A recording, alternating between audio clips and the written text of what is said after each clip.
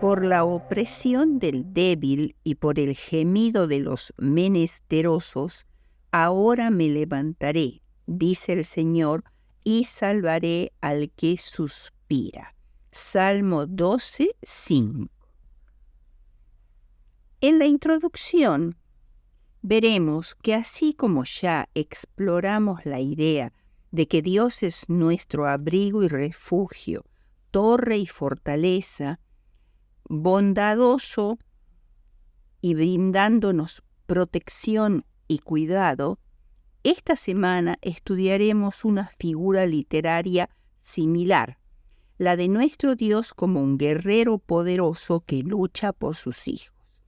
El Salmo 12, de donde se toma el versículo de memoria, es un salmo que se atribuye a David, y el sobrescrito dice sobre Seminit, que se refiere a la octava. No es claro si se refiere a la octava musical, porque no se ha comprobado si los hebreos conocieran la octava. También se cree que se referiría a las arpas con que se acompañaba este salmo, porque las arpas tienen 8 cuerdas.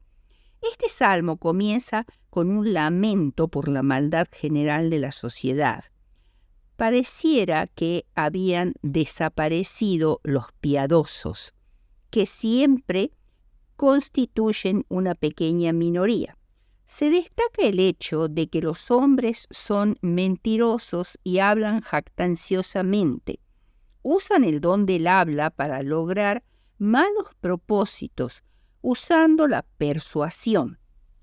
Por todo esto, el versículo 5 dice: por la opresión de los pobres o débiles y por el gemido de los menesterosos o necesitados, como una respuesta divina. Dios dice: me levantaré. Cuando llegue el momento para que Dios intervenga, cuando ya los opresores hayan tenido suficiente oportunidad de revelar sus malas intenciones, se efectuará el juicio de Dios. El guerrero poderoso o majestuoso también se manifiesta en la Biblia como el Señor de los ejércitos. En Josué 5:14, donde Josué, el general del ejército hebreo antes de la toma de Jericó, salió del campamento para meditar y pedir la dirección divina para realizar esta obra, y entonces se le apareció a Josué el nuevo caudillo, con una espada desenvainada, y se presentó como el príncipe del ejército celestial o angélico. Este ejército en todo momento está dispuesto a suplir las necesidades de la iglesia y a cumplir las órdenes de su capitán. Josué recibió la promesa segura de que el mismo Señor estaría allí para vigilar, disponer, ordenar y comandar. Y Josué le adoró, quitándose el calzado de los pies, lo cual nos indica que este era un personaje divino, digno de adoración. Éxodo 15:3 dice que Jehová es varón de guerra. El Salmo 18:3 al 19, escrito por David, después de haber vencido a sus enemigos y haberse librado de la mano de Saúl, usa esta metáfora del guerrero poderoso, y en este salmo se distinguen 4 escenarios. El primero es el que va desde el versículo 6 al 8, o sea, Salmo 18, desde el 6 al 8. En mi angustia invoqué a Jehová y clamé a mi Dios. Él oyó mi voz desde su templo, y mi clamor llegó delante de él a sus oídos. La tierra fue conmovida y tembló. Se conmovieron los cimientos de los montes y se estremecieron, porque se indignó él. Aquí el guerrero divino está en su castillo, que en este caso vendría a ser su templo, y se conmueve con justa ira en favor de su siervo al oír su oración. El guerrero reacciona con furia en defensa de su siervo. El versículo 8 de este salmo dice: humo subió de su nariz y de su boca fuego consumidor. El segundo escenario es el Salmo 18 desde el 9 al 2. La descripción del guerrero divino que cabalga en un magnífico despliegue de poder es importante porque crea confianza en el corazón de sus siervos, porque nos da la convicción de que nuestro Dios no es débil ni enclenque. El tercer escenario, Salmo 18, 13 al 15, aquí se habla de un asalto montado por un guerrero junto con sus temibles municiones, que son las piedras de granizo, el fuego, flechas y relámpagos. Esta figura del guerrero con su arsenal, figuradamente, meteorológico y militar, connota a un poderoso soldado que, encolerizado por la injusticia y la opresión, lucha valerosa y justamente por su siervo leal. Y finalmente, el cuarto escenario está en el Salmo 18, desde el 16 al 19. Aquí se trata de la liberación de David. El guerrero poderoso lo rescata, lo emancipa y lo sostiene. Me sacó al lugar amplio. ¡Qué descripción tan asombrosa y detallada de la obra del Señor en favor de sus hijos en las circunstancias más difíciles! Esta comprensión del carácter de Dios transformará al mundo y a nuestra iglesia. Los oprimidos y los perseguidos deben descansar en la seguridad de que Dios lucha por ellos. La conclusión acerca de la existencia del guerrero poderoso o majestuoso no es una glorificación de la guerra en sí, como se podría concluir de sus muchas batallas exitosas, ya que nunca se atribuyó a sí mismo sus victorias. David reconocía que Dios era el que le había dado destreza para la batalla, era el que le salvaba. Sin embargo, él mismo reconoce en el Salmo 144:3: ¿qué es el hombre para que en él pienses, o el hijo del hombre para que lo estimes? ¿Cuán transitoria es nuestra vida? Apenas se han desarrollado nuestras facultades físicas y mentales cuando la muerte nos sorprende. Cuando la artillería del cielo entra en acción, cuán insignificante es la fuerza humana para resistirla. En la segunda venida de Cristo habrá manifestaciones del poder de Dios más terribles de lo que jamás se haya visto y oído. Patriarcas y Profetas, página 100. Únicamente en Dios se puede confiar y a Él solo alabar. Veamos ahora, después de esta introducción sobre el guerrero poderoso, la opresión social. El primer punto que vamos a ver entonces es la opresión social.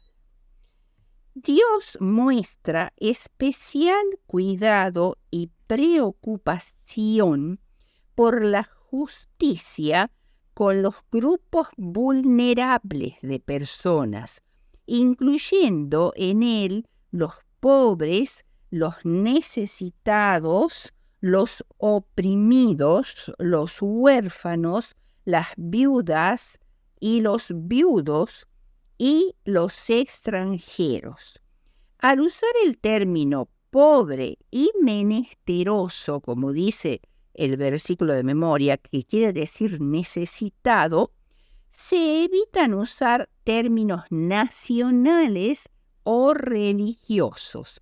No tan solo se trata de pobreza material, sino de vulnerabilidad y desamparo.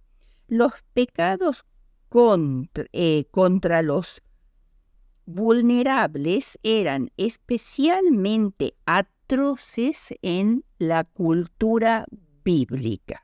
La ley mosaica ordenaba al pueblo de Dios cuidar especialmente a los extranjeros, los huérfanos y las viudas. Generalmente estas personas no tenían una fuente de ingresos estable, no poseían tierras para labrar y obtener alimentos. Por ello podían recoger los frutos sobrantes de la cosecha y las gavillas detrás de los segadores. No contaban con protección familiar. Por eso el salmista describe al Señor como padre de huérfanos y defensor de viudas en el Salmo 68:5. Mediante sus actos bondadosos, Dios revela su carácter a los seres humanos, y cuanto más íntimamente lo conocemos, tanto mejor comprendemos el bondadoso cuidado que tiene para con sus hijos. El Salmo 146:9 dice: Jehová guarda a los extranjeros, al huérfano y a la viuda sostiene, y el camino de los impíos trastorna. Nuestro Dios es el Dios de los oprimidos y marginados. En la actualidad, muchos países tienen programas sociales para ayudar a los huérfanos y a las viudas y brindar oportunidades para ayudar a los pobres y necesitados a salir adelante. Pero siempre hay más necesitados, incluso dentro de la iglesia, de los que el sistema puede ayudar. Además, actualmente, no tan solo la pobreza se ve, sino que prevalecen otras formas de abuso y opresión, como el acoso y la tortura. La inmigración es otro de los retos que se plantean en muchos países del mundo. La gente siempre ha buscado mejores lugares para vivir y prosperar. La Iglesia debe identificar a las víctimas de esa opresión e injusticia y ayudarlas, encontrando formas de atender sus necesidades. Somos las manos de Dios. Él nos pide que apoyemos y socorramos a los perdidos, a los extraviados, los forasteros y los marginados de nuestra sociedad, para señalarles a aquel que es el defensor del huérfano y del inmigrante. Por otra parte, debemos resistir la tentación de depositar nuestra fe en instituciones y dirigentes humanos, especialmente cuando difieren de los caminos de Dios. Jesús nuestro Señor se identifica con los pobres para que mediante su pobreza muchos pudieran enriquecerse.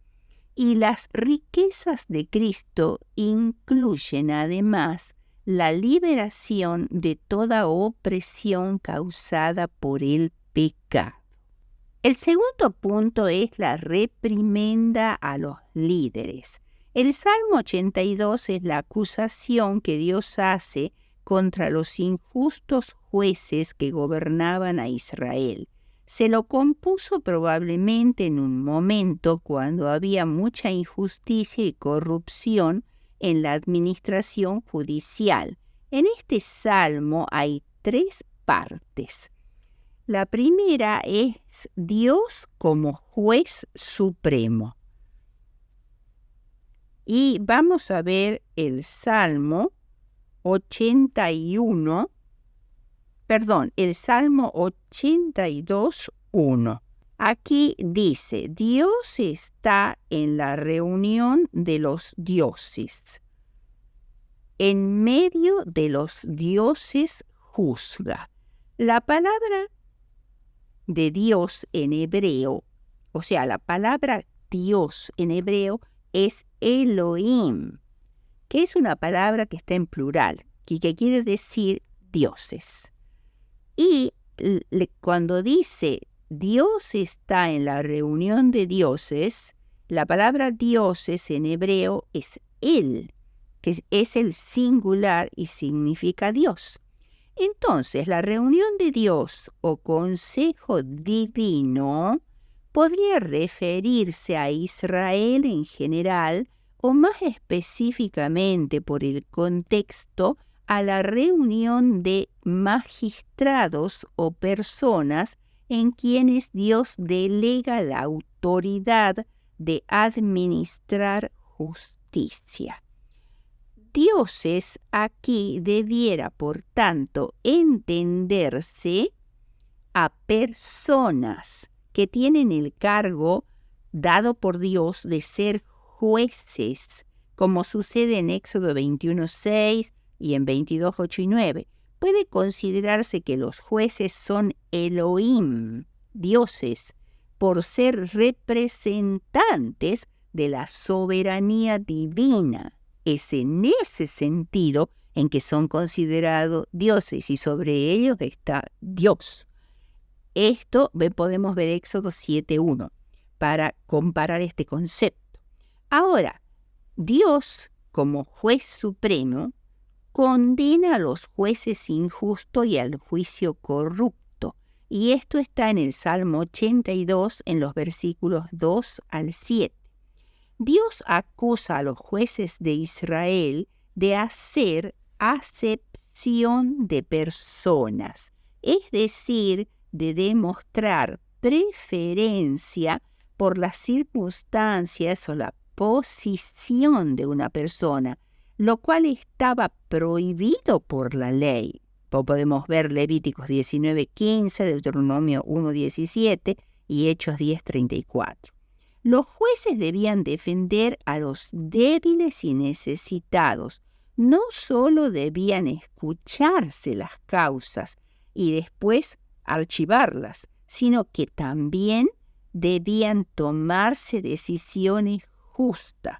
Se los acusa de no saber, lo cual es algo muy serio. Un juez no puede ignorar las leyes, o sea, no conocer las leyes, especialmente la ley de Dios.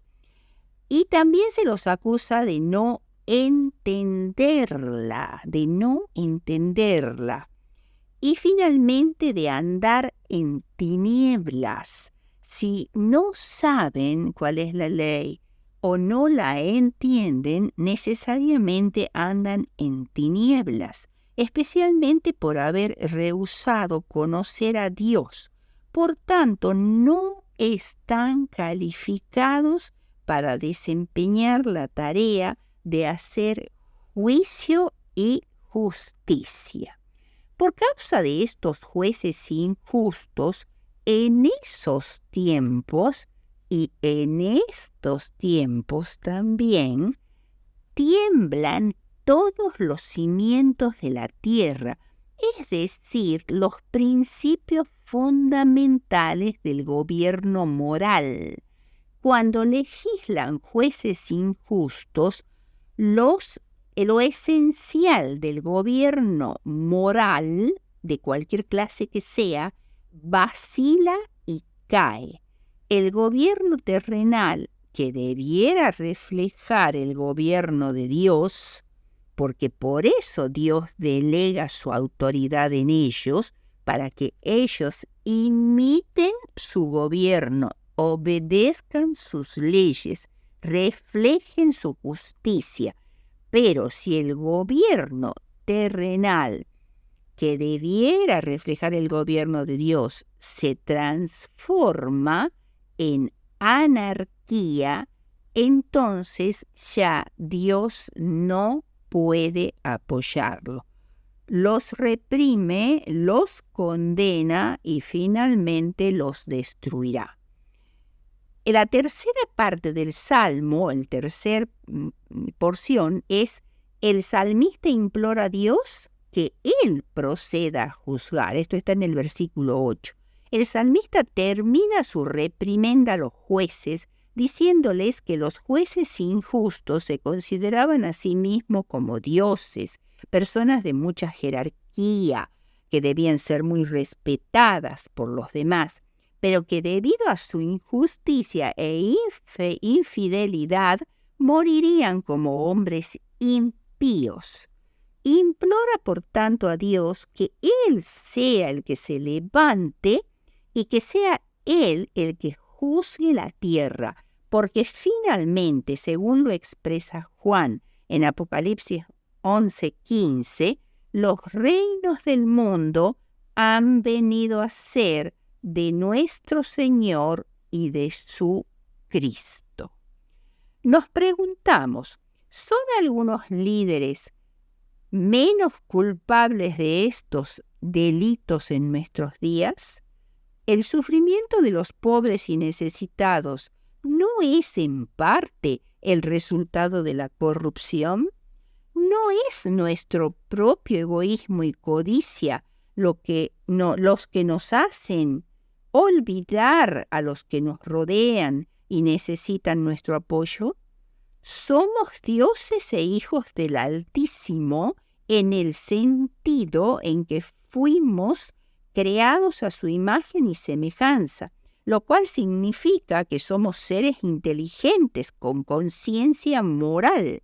Por lo tanto, debemos apoyar al afligido, al forastero y al necesitado, cualquiera sea nuestro ámbito, el vecindario, el lugar del trabajo, la familia, etc.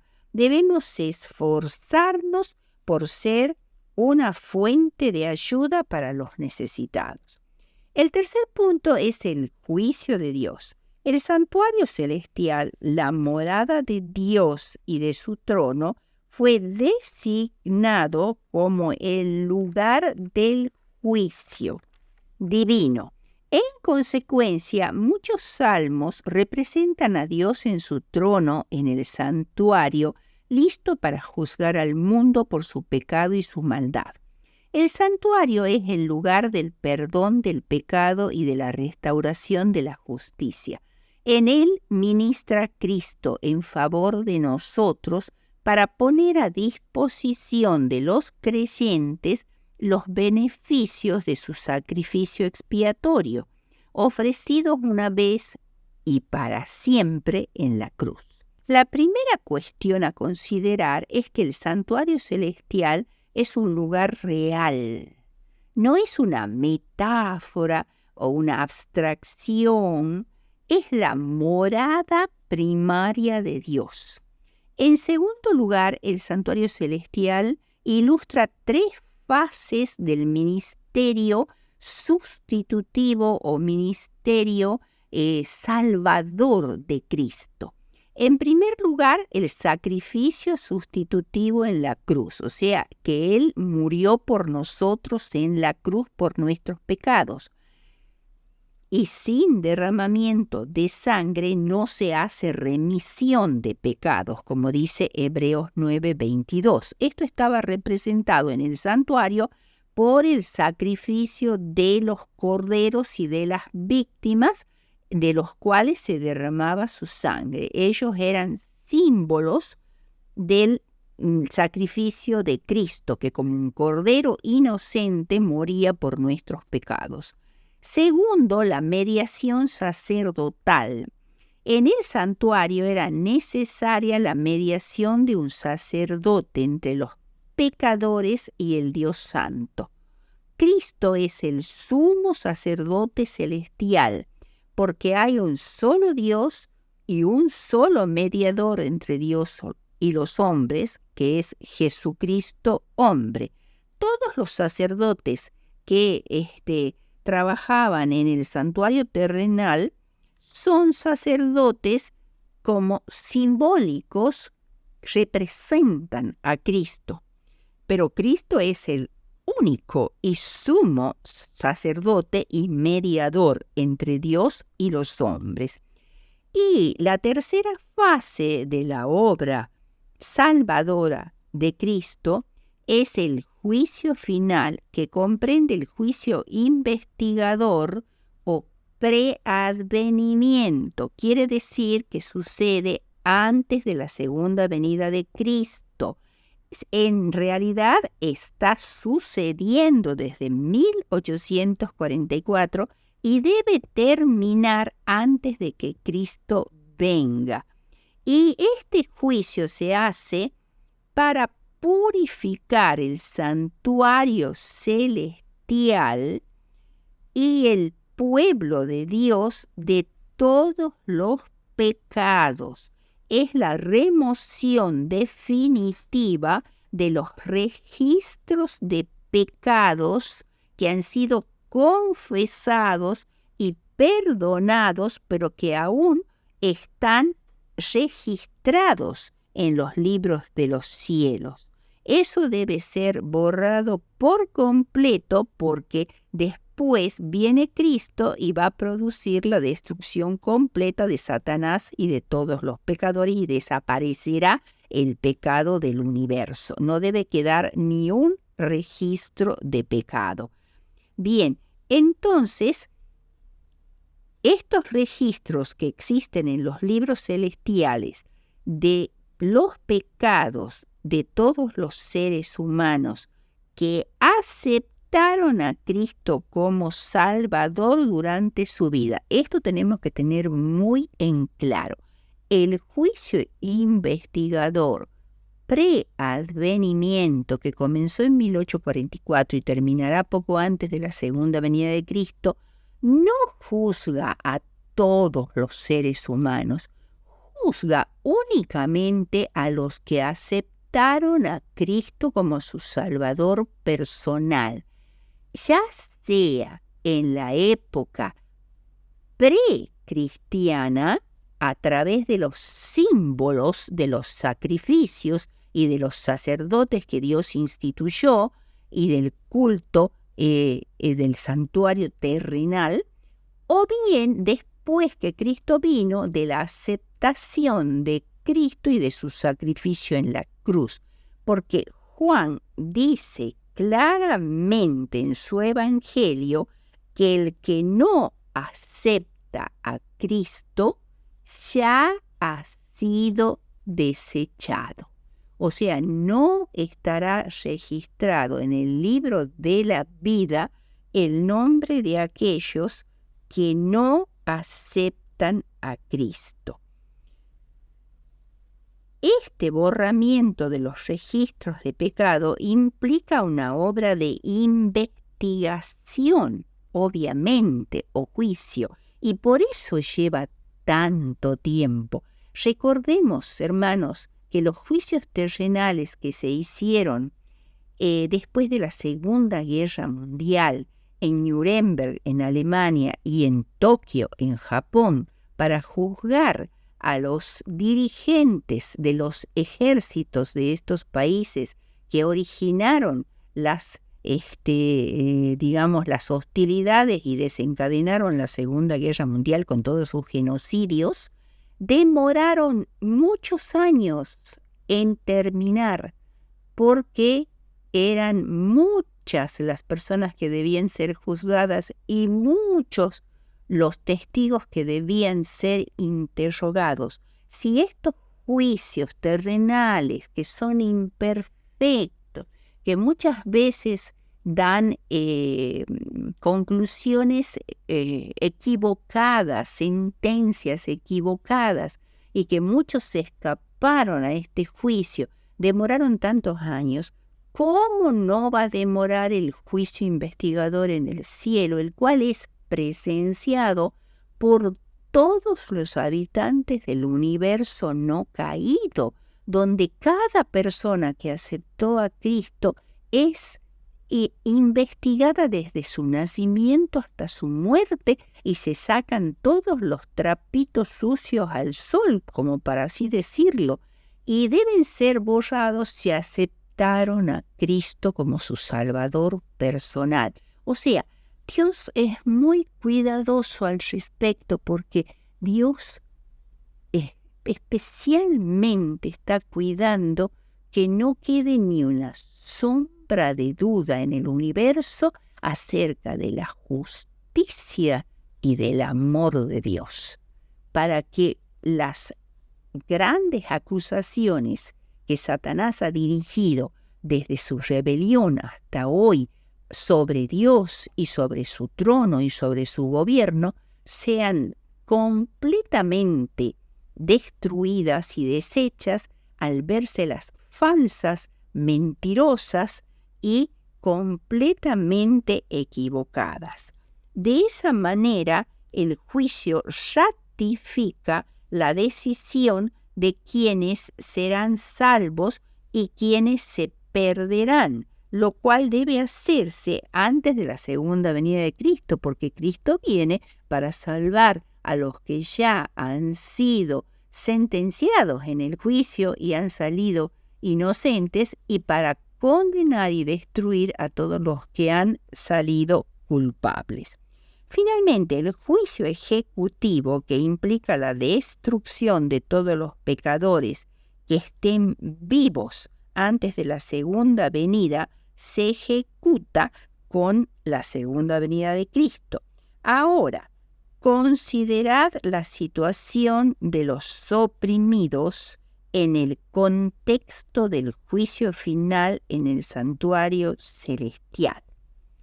Acá tenemos en esta lección un difícil punto que ver, y es el tema de los oprimidos, de los pobres, de los menesterosos, de los que por una circunstancia u otra carecen de todo lo más esencial para la vida, en el contexto del juicio.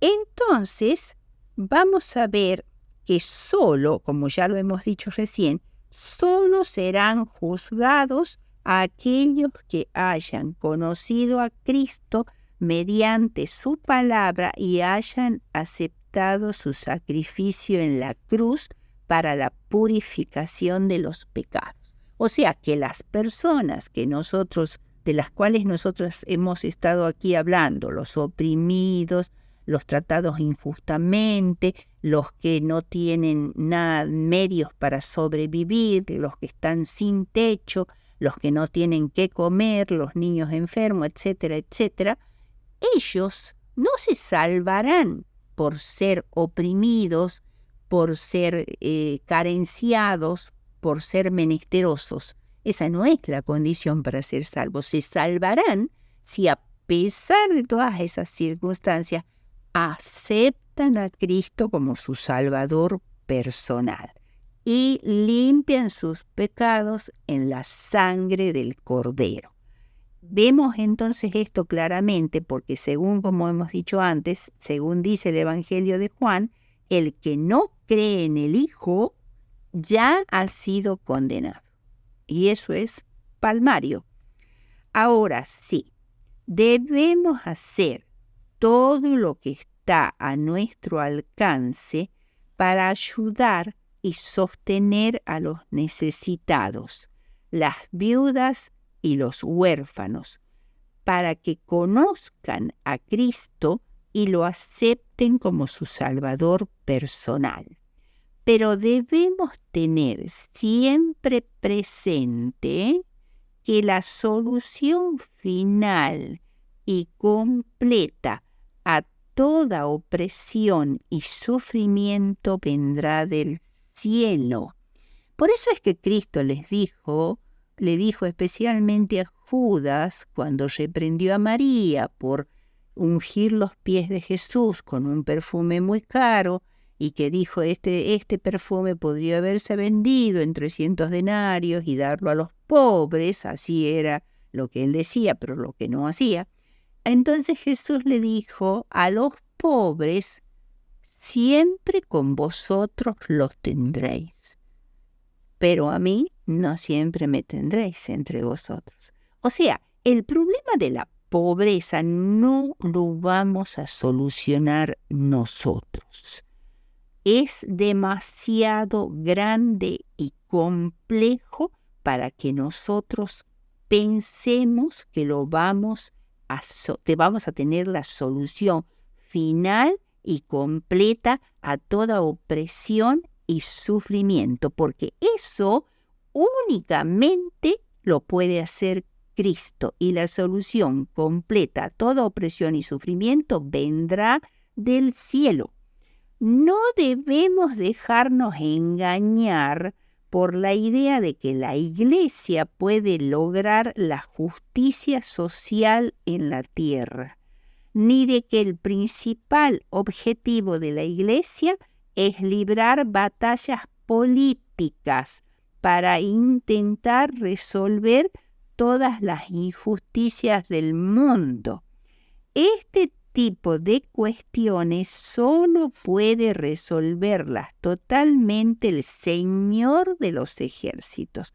Nuestra fe debe centrarse en la acción divina en nuestro favor y no en la fuerza ilusoria del poder humano, lo cual es solo un espejismo y una mentira de Satanás. Hagamos nuestra parte para tener un impacto positivo en la comunidad, confiando en el guerrero divino para el resultado final de la justicia.